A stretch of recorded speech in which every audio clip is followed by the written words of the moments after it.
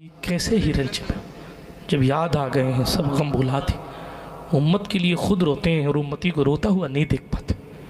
یہ ہمارے حضور ہیں۔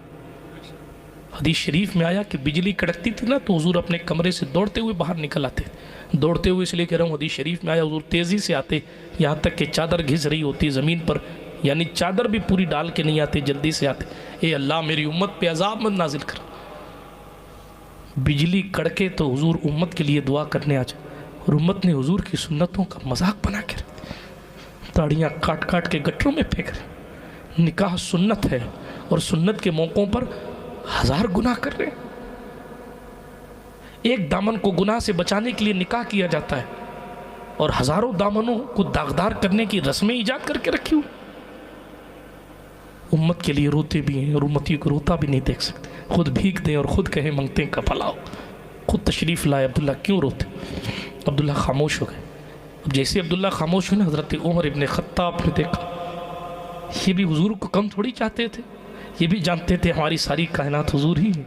اس سے پہلے کہ عبداللہ کچھ کہیں کہ کیا ہوا، حضرت عمر نے کہہ دیا یا رسول اللہ علیہ الصلوۃ والسلام، میں نے ہی ان کو ایسا ایسا کہا ہے۔ حضور علیہ الصلوۃ والسلام نے پھر کہا عمر اسے کچھ مت کہا کر، اللہ اس کے رسول کے لیے اس نے سب کچھ چھوڑ دیا، اس لیے اس کو کچھ کہا مت۔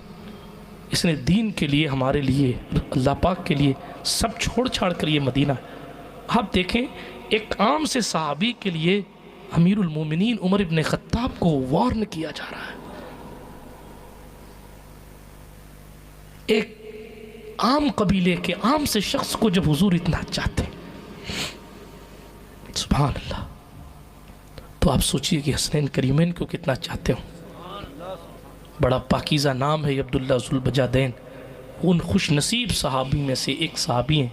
عبداللہ ابن مسعود کہتے ہیں تبوک کا موقع تھا، قافلہ تیار ہو کر غزوہ تبوک کی طرف جانے لگا، یہی عبداللہ بارگاہ رسالت میں آئے اور کہا اے اللہ کے رسول دعا فرمائے کہ اللہ مجھے شہادت سے سرفراز فرما دے۔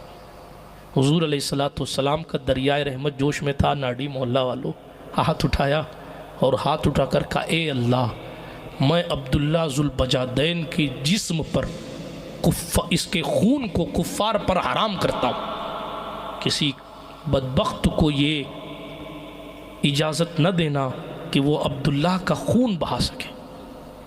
انہوں نے کہا یا رسول اللہ علیہ الصلوۃ والسلام، میں تو شہادت مانگنے آیا تھا، آپ تو میرے سیف ہونے کی دعا کر رہے ہیں کہ اس کے خون کو میں حرام کرتا ہوں، کوئی اس کا خون نہ بہا سکے۔